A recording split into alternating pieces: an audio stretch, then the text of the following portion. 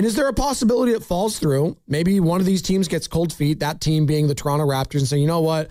We're going to wait. We don't want to do this right now. It just feels fishy. We thought it was done with. It's not. I'm going to back out. Well, if that's the case, if they back out, the deal falls through, Kawhi's back on the Clippers, and they clearly want to move on, and Kawhi wants to move on from that team, could the asking price drop? And if the asking price drops, and this deal for LeBron and Anthony Davis still hasn't gone through,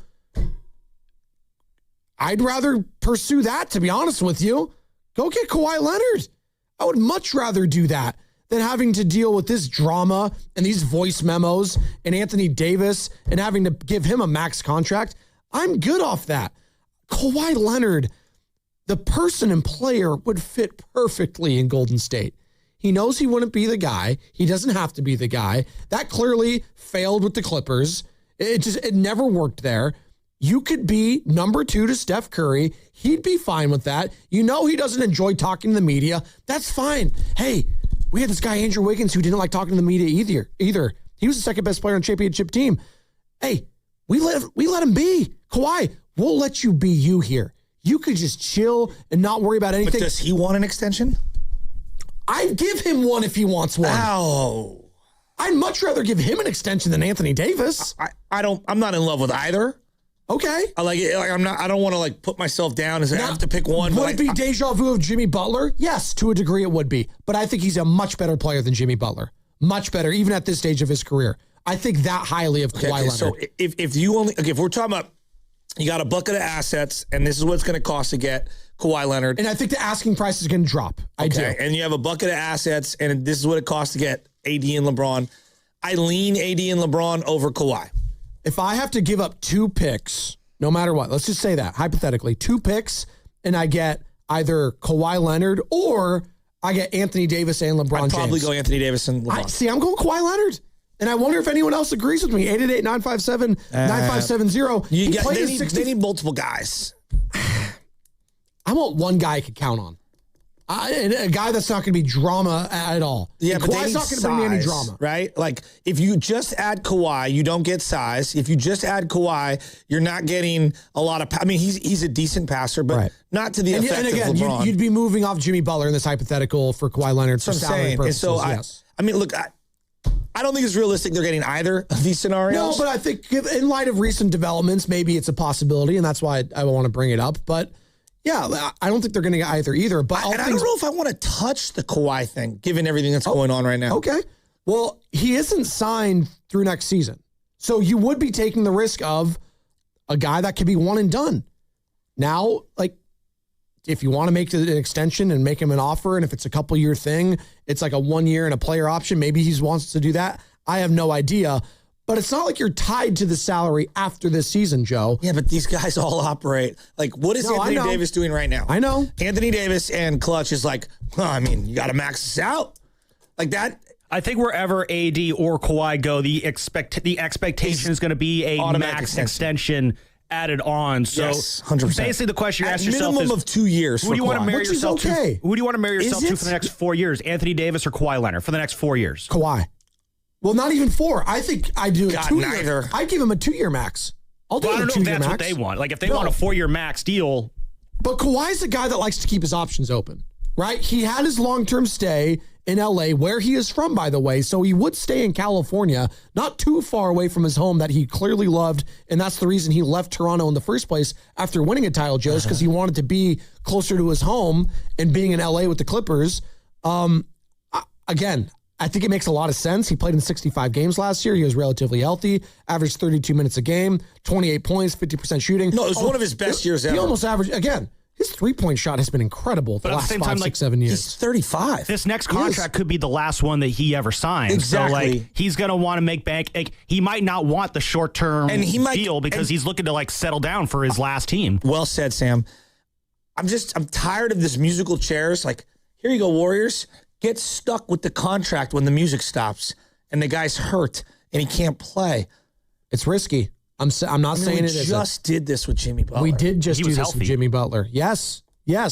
But again, we looked past some of those things because they were desperate. So, but is you that saying level that of desperation no longer here? I don't think I'm looking past the Kawhi stuff. Is the level of desperation no longer here that it was 2 years ago with the Golden State Warriors? We're desperate, but I guess what I would say to you is I'm a little more cautious on who I bring in. Oh, in light of the Jimmy Butler stuff. In light of everything. Okay. And I think that what Kawhi has going for him that Jimmy didn't have going for him, you just don't know what's going on with the NBA and the investigation on him. Like, I have zero feel for how this is going to play out, so I don't know how that would affect. Like, are they going to hit him with a suspension? Well, hold on. In this hypothetical, let's say this thing drags out longer than what the Toronto Raptors really wanted, so they're backing out. Let's just say that. Okay. Yeah, in this hypothetical, then I would want to know why they're backing out, because if they're backing out, maybe they have information, because I don't know, but it tells me like, oh, he's going to get suspended for 50 games, 60 games, a year. Like that is still on the table here, it feels like. Absolutely. But if it's not, if they back out because it takes too long and they don't want to be like financially hamstrung and they don't want to deal with the drama, and then the league comes out and says, hey, we're going to find the Clippers, maybe some draft picks and Steve Ballmer and hit him in the pocket, but Kawhi skates free. Well, then I'm calling if I'm another team. And if I'm that team in the Golden State Warriors, I'm saying, what's it going to take to get Kawhi Leonard? Do you want a couple first-round picks because you guys don't have any more? You just got hit by the league. We'll do that for you. We'll absolutely do that for you. You get what I'm saying? So in this hypothetical, the Raptors back out because they don't want the potential of a suspension. So we do? Again, you're doing the waiting game after the league hands out the punishment. Yeah, I would wait. But then there's the whole like, you're waiting right now for LeBron James. You're waiting and also anyways. you don't know if the feds are gonna at some point knock on Kawhi's door. Again, they take years. The question is, I seen it with my own family. If you're giving up a couple No, picks and this Kawhi trade falls through, would you rather trade for Kawhi Leonard with a potential extension, or trade for Anthony Davis and bring in LeBron James? 888-957-9570. I think all the people that were anti-LeBron would jump over this Kawhi thing in a heartbeat. And they're crickets right now, but I would go after it. Maybe I'm just stuck on like, because I'm so unaware of how this investigation is going to go. But I don't mean just the NBA. I'm talking about the FBI. Oh, Kash Patel? Well, just all of it, Joe. Like, I mean, when you talk about money laundering and no show for pay and like, I mean, this is how RICO cases get brought upon people. No, and in RICO cases, sometimes it takes years to get different co-conspirators that are involved in it. And I don't know. I mean, like, I have no idea. Look, they couldn't. Maybe I'm worrying about something that might not ever happen. How do you view this whole thing? Like, do you think like I don't care. Well, that's what I'm saying. Do you view Kawhi differently at all? I'm not because being of this? sanctimonious. Okay. I just go like, because it's not like are you going to be steroids. available? Okay, that's ultimately what you care about. No, I will say this though. As a tax-paying citizen, it despises me. Like, it makes me furious when I see people skirting the financial ramifications of what other people have to do in society. Sure. Like when I see people get off on technicalities and they evade paying taxes. It's like, dude, I hate paying taxes. I don't love paying property tax and this and that. And so I hate when I see people get away with it, right? Yeah. So on one level, like, if he did something criminal, he probably should go down. Well, you know what I mean? Again, how much did he know when he was doing or getting paid from that company? How shady they were. This is what I've learned. I'm saying Kawhi in general. I don't like. I have no idea. Ignorance is not an excuse. No, it's not. I've learned that. I know nothing about Kawhi Leonard in general. I think a lot of people like don't know him at all. Like, could he have just been swindled by this company potentially? Could he? What? You're looking at me, Joe. People. Steph Curry was a victim. FTX, was he? Was he not? He invested in something that ended up being kind of shady. Larry David, amongst others. I'm just throwing out a bunch of celebrities. Tom Brady, you said? Like, this stuff, man, I don't know. I don't know. Could he be a victim of what? Yeah, possibly. I mean, victim, he got paid. So, like, in all of this, like, he's not the victim here. But I don't know. Austin from Martinez. I don't know. Wants to join the conversation. Would you rather go after Kawhi this thing if this trade falls through rather than AD and LeBron James? I think it's a fair question. It's outside of Pablo Torre, who's doing all this. I just don't care about it, and I would just probably stay away from it. If you're asking me, like, generally, I would probably just avoid him. Just because you don't know. Well, all things being equal, then, just the players themselves on the court and how they fit with I would rather have LeBron and AD than Kawhi alone. I'd rather have if it was Kawhi and one other player, I'd listen to that. Austin from Martinez wants to join the conversation. I don't love either proposition. Hey, Austin. Hey, how's it going? It's going. All right, good. Yeah, no, I heard you guys talking this morning when I hopped on in the car, and I think very strongly that Kawhi Leonard would be a much better fit than Anthony Davis and LeBron James for our team. I mean, if you look at his numbers, he's coming off of his best year last season, and he played the most games he's played in forever, and I think that he would just complement Steph and this team much better than LeBron and old Anthony Davis ever could. And I think we're sleeping on Porzingis. I think Porzingis can be that big man that we need. Instead of having to go out and sign a big guy like Anthony Davis, we have that bargain option in Kristaps, so I think we're set there. And I think Kawhi would help us more than LeBron would. Okay, that's the fair take from Austin from Martinez right there. 888-957-9570. Should the Warriors, if this Kawhi Leonard deal falls through with the Toronto Raptors, pursue Kawhi Leonard instead of pursuing Anthony Davis and LeBron James? 888-957-9570. You can call or text. And yeah, he played 65 last year. 68 is his high water mark over the last almost 10 years, Joe. 68 games played. That was back in 2023, 2024. Prior to that, he had to go all the way back to the Spurs in his early days there in 2016, 2017, where he played in 74 games. So, yeah, health is absolutely a risk, but it's a risk with Anthony Davis too. Yeah, but like I'd much rather trust Kawhi playing over AD on a night in and night out basis. I view them as equal. No, you're probably right. Like recently, I do trust Kawhi, but I don't trust Kawhi in general. Okay, I trust him more than maybe AD. But I think the one thing that they're very similar in terms of availability, like not knowing what's going on, like AD doesn't have anything attached to him. No, just the medical, which scares the hell out of me. Sure. So it's a risk either way, and I get it. The suspension aspect, and if he's going to miss, the unknown. If he's going to miss, well, what if he misses like 20? Let's say this, he gets 25 game suspension. 25, he has to miss. So quarter of the season, a little more than quarter of the season. Well, even if they add him and he plays all 82 or 65 of these 82 games, like they're going to have a tough time being a playoff team. So now he misses 25 games. Yeah. And you're supposed to tell me that they're going to somehow still be a playoff team? Like they'll be back in the play-in. Potentially, but can they go 12 and 13 in those 25 games? With this team as is? Well, if Yaxel's that dude, the dream scenario, Sammy. I mean, we just...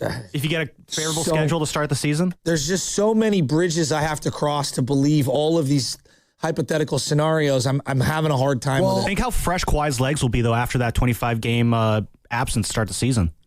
Well, apparently, it might be your only option of getting another really good player because Rich Paul, who represents Anthony Davis for Clutch Sports, said this about him playing on the Wizards next year. What did Rich Paul say? Quick hits, Rich. Is Anthony Davis going to play for the Wizards? Yes. He's going to play for the Wizards. Yeah, why wouldn't? Is there something in the works? Oh, I don't know anything about that. Okay. It's like that last part. Come on. I don't know anything about that. I mean, he's only his agent.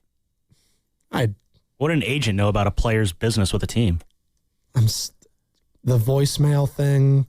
This podcast with Max where I Kellerman. stand on Max Kellerman also losing tons of credibility amongst people. I like Max though. I always have. I do like Max. How's he losing credibility just by asking the questions? No. Max is doing ISO Max. Like in the middle of the Bob Myers interview, he just kept interrupting him. Well, it takes one to know, and I do it all the time. But he just kept interrupting. I'm like, dude, I want to hear Bob talk. Oh, and then if you missed our entire segment in the 7 o'clock hour and you missed Shams Charania of ESPN, this is how the leading suitors for LeBron James are, supposed to contact him. One interesting wrinkle that has occurred in the last several days is some of the leading suitors for LeBron James, whether that's a Golden State, Cleveland, Miami, Minnesota, Philadelphia. Some of them have been able to send a voice note to LeBron James via Rich Paul. So whether it's an owner, a president, or a general manager being able to record a voice note, I'm told, send it to Rich Paul, and that makes its way to LeBron James. This is just a part of LeBron James's process of studying as he makes a decision. He has not been in a rush. There's been no timetable that he's been operating under. I'm told there's been a lot of family time, friends time, golf, of course, over the last couple of weeks. The last 2 he's spent in the Akron, Ohio area, including with one of his close friends that he grew up with in Brandon Weems, who's now one of the leading executives of the Cleveland Cavaliers under President Kobe Altman. So the process continues, and it's unclear whether Cleveland or Miami have been among the teams that have sent a voice note to LeBron via Rich Paul. Again, they kind of don't need to. They already had him in their buildings in the recent past. The voice memos, and we did get our hands on the transcripts of those voice memos. And again, if you missed that, check in on the Odyssey app. The 7 o'clock hour, Joe. I do think Joe Lacob's was the most convincing. And I'm biased, of course. It's the flagship of 95.7 The Game. He should have said, Joe Lacob in his pitch, that, our local flagship station on the radio side will change the name from 95.7 The Game to 95.7 The James. Maybe for a day. I'm going to go Le Game. Look, honestly, actually, that's pretty good, Sam. What's the pitch to Kawhi Leonard if he has to make a decision whether or not to come here? Come play with Steph Curry and we'll leave you alone. There you go. Pretty good pitch. I guess, honestly. This might be what he wants to hear. Yeah. Come play up here. We'll leave you alone, Kawhi. What? You're looking at me like I'm just... I don't know anything about him. That's great. We'll leave it that way. He's so... Kawhi, if you come here, we won't learn anything about you. Mystery man. Will he have a rejoin with us, do you think? This is Kawhi Leonard. Probably not. No? You know what, Kawhi? You don't That's even why have all to do he'll that. say, this is Kawhi Leonard, then someone else going to have to voice the rest. You don't have to speak at all this season to anybody. You can be left alone. Headphones Look at Rafi on. Devers. Exactly. Just speak Give me some pointers. Just speak through an interpreter if you want to. I don't care. Or just don't be available. The first English-speaking player to use an interpreter. I kind of like it, though. I don't know. He just mumbles something, and then Raymond's like, yeah, he said he played really hard out there tonight. It was great working with Steph. What was that? Oh, yeah, he really liked the defense that Draymond Green brought. No, you needed to do the Kelly Oubre. I'm not answering questions from you anymore, Nick. Nick asked a question. Yeah, Nick, he doesn't really want to talk to you right now. Oh, my God. What a great series of laughs that would be, Kawhi's and Knicks. I do wonder, though, is the level of desperation what it was, what Dunleavy was talking like last February, when he did use the word desperation? Should they be just as desperate as they were then now, is my question. I think a lot of Warrior fans are desperate for any big move, big name. I agree. I'm not as desperate. Yeah. I'm not as desperate as others, but Joe, I'm resigned to the fact that I think this is a multi-year transition and it might get worse before it gets better. And I'm just preparing myself for the reality of what I think is going to come, which is not a lot. I don't think LeBron's coming. I don't think an Anthony Davis trade is coming.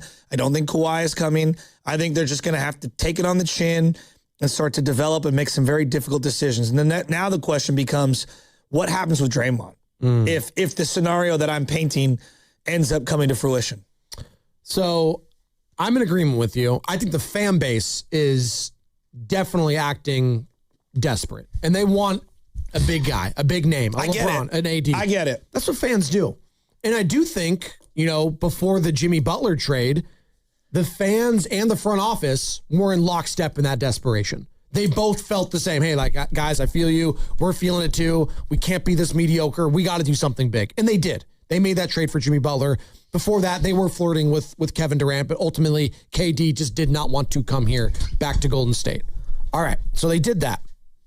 Now, fast forward post Jimmy Butler injury, I don't feel that desperation from the front office like they need to make this big swing. I don't feel that. I don't sense that from Dunleavy in his comments. I don't see any of that. I don't even hear it when I hear Steph Curry, quite frankly. Does this sound like a guy that's desperate to add LeBron James?